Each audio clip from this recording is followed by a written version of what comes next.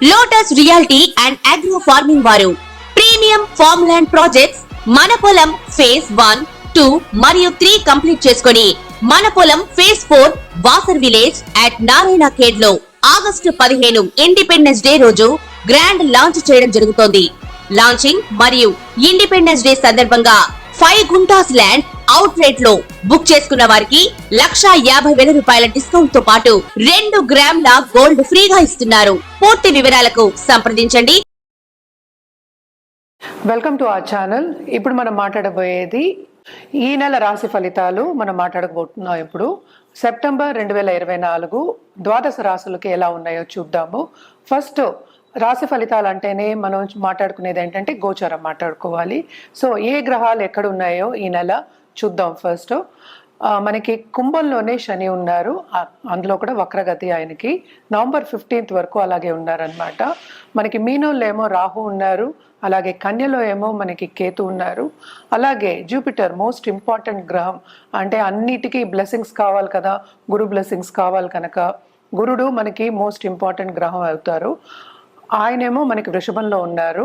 అలాగే మనం చూసాము అంటే కుజుడు ఈ నెల అంతాను మనకి మిథునంలో ఉన్నారనమాట. అలాగే ఏంటంటే బుధుడు ఏంటి మనకి సింహానికి వస్తున్నారు, ఈ ఫస్ట్ వీక్ ఆఫ్ సెప్టెంబర్కి వస్తున్నారనమాట. అలాగే సూర్యగ్రహం మనకి 16వ తారీఖుకి కన్యకు వస్తున్నారు. అలాగే శుక్రగ్రహం కూడా మనకి second half of this month by September 18th కన్యకు వస్తున్నారు. సో కూటమి అనేది కన్యలో జరుగుతోంది. అంటే ఏంటంటే కేతుతో పాటు మనకి శుక్రుడు అలాగే సూర్యుడు కూడా కలిసి ఉంటున్నారు అనమాట ఈ నెల అంతాను. సో కొన్ని రాశుల వాళ్ళకి చాలా బాగుంటుంది, కొన్ని రాశి వాళ్ళకి మిశ్రమ ఫలితాలు ఘోషిస్తున్నాయి. మనం ఏ రాశికి ఎలా ఉందో చూద్దాము. తప్పక స్కిప్ చేయకుండా వీడియోని చూడండి. అలాగే ఈ ఛానల్ని సబ్స్క్రైబ్ చేసుకోవడం మర్చిపోవద్దు. ఇప్పుడు మనం మాట్లాడుకోబోయేది కుంభరాశి సెప్టెంబర్ 2024 రాశి ఫలితాలు ఎలా ఉన్నాయో చూద్దాము. మనం చూసామంటే శని కూడానే ఉన్నారు, కుంభంలోనే ఉన్నారు, సెకండ్ హౌస్లో రాహు ఉన్నారు. అలాగే ఏంటంటే కన్యలో మనకి కేతు ఉన్నారు, శుక్రగ్రహంతో కలిసి ఉన్నారు అనమాట. తప్పక వీళ్ళకి ఏంటంటే సడన్గా ధనయోగం వచ్చే ఛాన్సెస్ ఎక్కువ కనిపిస్తున్నాయి. ఫారిన్ టచ్ కూడా ఎక్కువ ఉంది కనుక ట్రావెలింగ్ ఎక్కువ ఉంటుంది. ఎస్పెషలీ పిల్లలు సెటిల్ అయ్యే ఛాన్సెస్ కూడా ఎక్కువ కనిపిస్తున్నాయి అన్నమాట. అండ్ ఆల్సో ఎవరైనా దూరపు దేశం వెళ్ళి చదువుకోవాలి, సెటిల్ అవ్వాలి అనుకున్న వాళ్ళందరికీ తప్పక ఏంటంటే వాళ్ళకి ఛాన్స్ అనేది ఈ నెల దొరుకుతుంది. వాళ్ళు మంచి సూచనలే ఉంటాయి. వీళ్ళకి కూడా ఏల్నాట్స్ అని ఉందని అందరికీ తెలిసిన ఒక విషయమే. శని ఈ రాశిలోనే వక్రగతి అయి ఉన్నారు.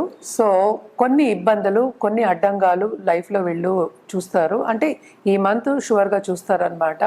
First half of this month తప్పక చాలా బాగుంటుంది. దేంట్లో బాగుంటుందంటే పార్ట్నర్షిప్ బిజినెస్లో, అలాగే దాంపత్య జీవితంలో అనుకూల పరిస్థితి అనేది ఉంటుంది. ఇంకోటి మోస్ట్ ఇంపార్టెంట్ ఏంటంటే గవర్నమెంట్ రంగంలో ఉన్న వాళ్ళతో ఏదైనా పని చేయించుకోవాలి అంటే తప్పక ఈ నెల చాలా చాలా బాగుంటుంది వీళ్ళకి అనే చెప్పాలి. అలాగే గవర్నమెంట్ రంగంలో ఉన్న వాళ్ళకి కూడా ఎదుగుదల అనేది ఎక్కువ కనిపిస్తోంది. కెరియర్ గ్రోత్ అనేది బాగుంది. అలాగే స్టేటస్ ఇంక్రీజ్ అయ్యే ఛాన్సెస్ ఎక్కువ కనిపిస్తున్నాయి ఎప్పుడు first half of this month. ఎందుకంటే సన్ ఎదురుకుండా ఉండి చూస్తున్నారు, అంటే సూర్యగ్రహం. అలాగే కాంపిటేటివ్ ఎగ్జామ్స్ రాయాలన్నా లేకపోతే పొలిటికల్గా ఎదగాలన్నా first half of this month opportunities అనేది వీళ్ళు చూస్తారు. తప్పక ఎదుగుదల అనేది ఎక్కువ కనిపిస్తోంది. అలాగే ధనయోగం అన్నాను, సడన్గా డబ్బు వచ్చే ఛాన్సెస్ ఎక్కువ కనిపిస్తున్నాయి. అండ్ ఆల్సో స్పిరిచువల్ గ్రోత్ అనేది వీళ్ళకి చాలా ఎక్కువ ఉంది. ఆ దశలో నడిచే ఛాన్సెస్ ఎక్కువ కనిపిస్తున్నాయి. అండ్ ఆల్సో ఏంటంటే వీళ్ళు మోస్ట్ ఇంపార్టెంట్ ఏంటంటే స్టూడెంట్స్కి వాళ్ళు అనుకున్నది వాళ్ళు సాధిస్తారు, వాళ్ళు అనుకున్న యూనివర్సిటీస్ వస్తాయి, వాళ్ళు అనుకున్న సబ్జెక్ట్స్ వస్తాయి. తప్పక ముందుకు సాగే ఒక యోగం అనే చెప్పాలి. ఈ నెల ఎస్పెషలీ చాలా బాగుంటుందనే చెప్పాలన్నమాట. అలాగే మనం చూసామంటే జూపిటర్ కూడా మంచి, అంటే గురు సంచారం కూడా మంచి సంచారమే ఉంది. అలాగే మనకి మార్స్ సంచారం అంటే ఏంటంటే కొత్తగా సబ్జెక్ట్స్ నేర్చుకోవాలి అన్న వాళ్ళకి, అండ్ ఆల్సో పై చదువులు చదువుకోవాలి అనుకున్న వాళ్ళకి, అలాగే ఏంటంటే బిజినెస్లో ఇంకా వేరే దిశగా వెళ్ళి అనుకునే వాళ్ళందరికీ చాలా మంచి తరుణం. ఈ నెల అంతా చాలా చాలా బాగుంటుందనే చెప్పుకోవాలన్నమాట.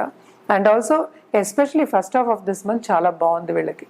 మనం ఇప్పుడు పరిహారాల విషయానికి వస్తే కనుక తప్పక శని గ్రహానికి పరిహారం చేయడం అనేది వెరీ వెరీ ఇంపార్టెంట్.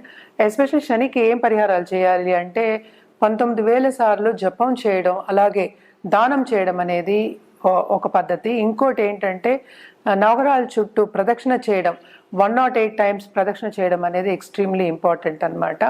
అలాగే లక్ష్మీ గణపతి హోమాలు చేయడం కానీ, లక్ష్మీ గణపతికి పూజ చేయడం కానీ ఎవ్రీడే ఎక్స్ట్రీమ్లీ ఇంపార్టెంట్ అనమాట. ఎందుకంటే ఆర్థికంగా కొంత ఇబ్బందులు వస్తాయి కనుక, అవన్నీ ఆబ్స్టకల్స్ కూడా వస్తూ ఉంటాయి కనుక తప్పక ఇవన్నీ నివారణ చేసుకోవాలంటే ఇవన్నీ చేయాలి.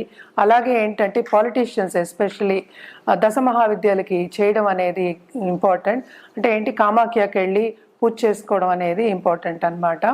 అండ్ ఆల్సో మనం చూసాము అంటే మిగతా గ్రహాలకి ఎస్పెషలీ సూర్యగ్రహానికి మన అర్ఘ్యం ఇవ్వడం కానీ, అలాగే ఇంకోటి మోస్ట్ ఇంపార్టెంట్ మనకి ఏంటంటే మనకి గణపతికి అథర్వ శీర్షం చదువుకోవడం ఎవ్రీడే వెరీ వెరీ ఇంపార్టెంట్ అన్నమాట. అండ్ ఆల్సో ఇప్పుడు హెల్త్ విషయంలో ఇబ్బంది పడే వాళ్ళందరికీ తప్పక మహామృత్యుంజయ హోమం చేసుకోవడం ఇంపార్టెంట్. అండ్ నవగ్రహ హోమాలు చేయడం కానీ, అలాగే శాంతి పూజలు చేయడం కానీ చాలా చాలా మంచిది. ఇవన్నీ చేసినప్పటికీ ఏంటంటే లాంగ్ టర్మ్లో మీకు తప్పక పాజిటివ్ రిజల్ట్స్ అనేవి కనిపిస్తాయి. మనం ఈ నెలకే మాట్లాడుకుంటున్నాం, అయినా కూడా ఇవన్నీ చేసిన వాళ్ళకి ఎప్పటికైనా మనం చూసాము పాజిటివ్ రిజల్ట్సే వస్తాయి అన్నమాట. ఎందుకంటే ఈ నెల ఒకటే కాదు కదా, ఇంకా లైఫ్ మూవ్ ఆన్ అవుతూ ఉంటుంది కనుక తప్పక ఇవి చేయడం మూలానే మీకు మంచి పాజిటివ్ రిజల్ట్స్ అనేవి వస్తాయి. ఇది మనం మాట్లాడుకునేది షార్ట్ టర్మ్ ఈ నెలకి. ఇప్పుడు బిజినెస్లో ఎదగాలి, అలాగే పొలిటికల్గా ఎదగాలి అంటే ఒక పదవి రావాలి, స్టేటస్ రావాలి అన్న వాళ్ళకి తప్పక ఏంటంటే శని గ్రహం అనుగ్రహం ఉండాలి, శని కాళ్ళని పట్టుకోవాలన్నమాట. సో తప్పక శనికి నవగ్రహ హోమాలు చేయడం కానీ, అలాగే శనిదానం ఇవ్వడం కానీ చాలా చాలా మంచిది. ఎప్పటికీ నేను చెప్పేది ఏంటంటే వృద్ధాశ్రమంకి వెళ్ళి అన్నదానం చేయడం అనేది వెరీ ఇంపార్టెంట్ అని చెప్తూ ఉంటాను. అది మాత్రం రెగ్యులర్గా చేయాలన్నమాట.